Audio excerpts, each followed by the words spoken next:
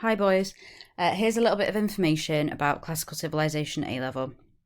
First thing to say is you don't have to have taken the GCSE in order to do this A-Level. So you can just start it from scratch in year 12 if that's what you want to do. Firstly, here are a few reasons why you should choose this A-Level. So if you like things like art, literature, language, drama, myths, religion, politics, then this A-Level is for you. Although it mentions language there, you don't need to have any knowledge of Greek or Latin in order to study the A-Level, and you are not forced to learn those languages. There is no translation necessary. The reason that language is mentioned there is that we just learn a few key terms in Greek or in Latin, which are relevant to the text or the art or whatever it is that we're studying. On the right-hand side there are some reasons not to choose it. Unfortunately, you can't study the ancient world without talking a bit about sex, decadence, death, and violence. There is all sorts going on in both Greece and Rome. People like to have fun, they like to write about having fun, and they also like to kill each other. So if that isn't the sort of thing that you are interested in studying, then this A-Level is not for you. This is a little outline of what the A-Level looks like. So there are 3 exams at the end of the course.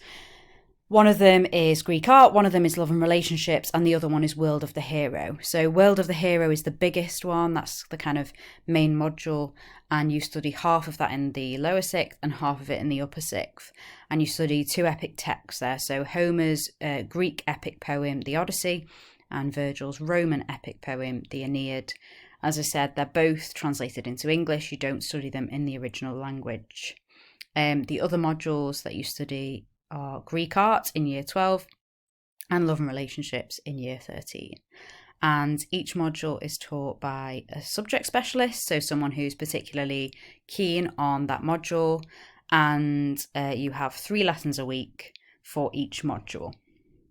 So the first epic text that we study in year 12 is Homer's Odyssey.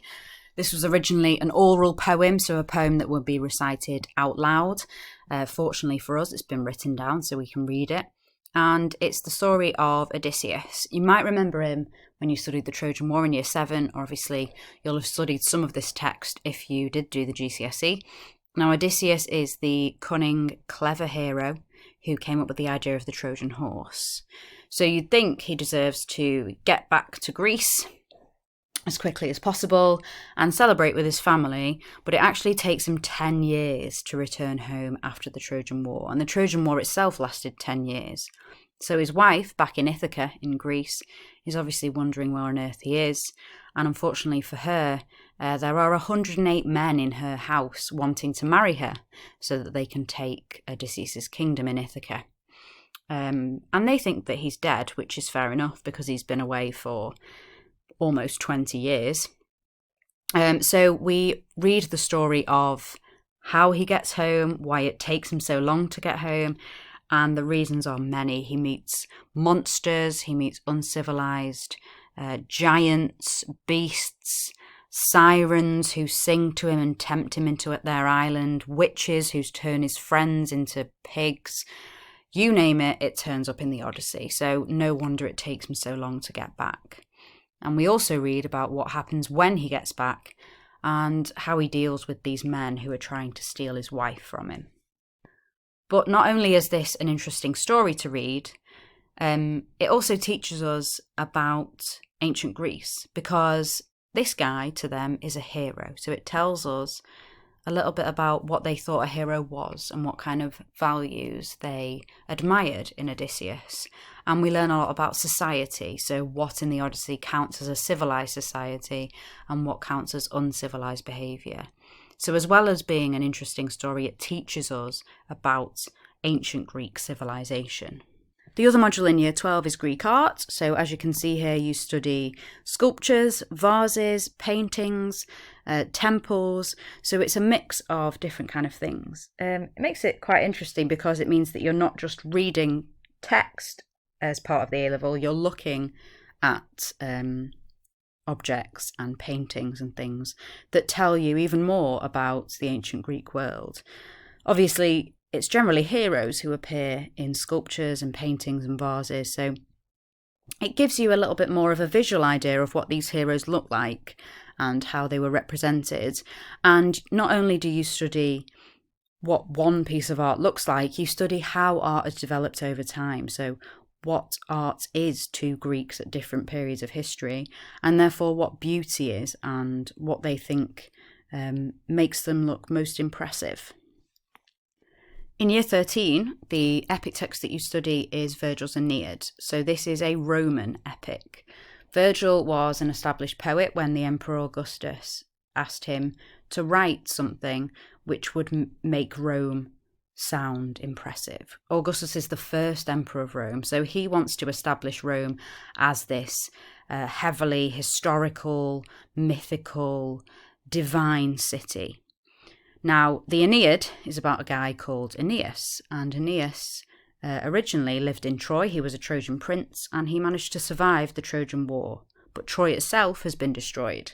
So Aeneas was given this really important but stressful duty of founding a new city where the Trojans would live, because Troy no longer exists. He is the son of the goddess Venus, so in Greek terms that will be Aphrodite.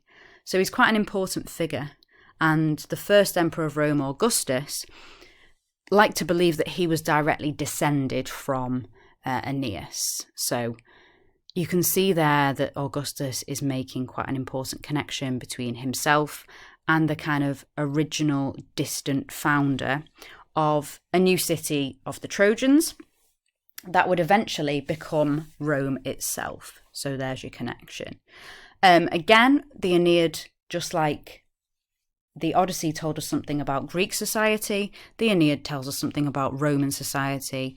We learn what it was like to be a hero for a Roman and why Aeneas was so important for the history of Rome.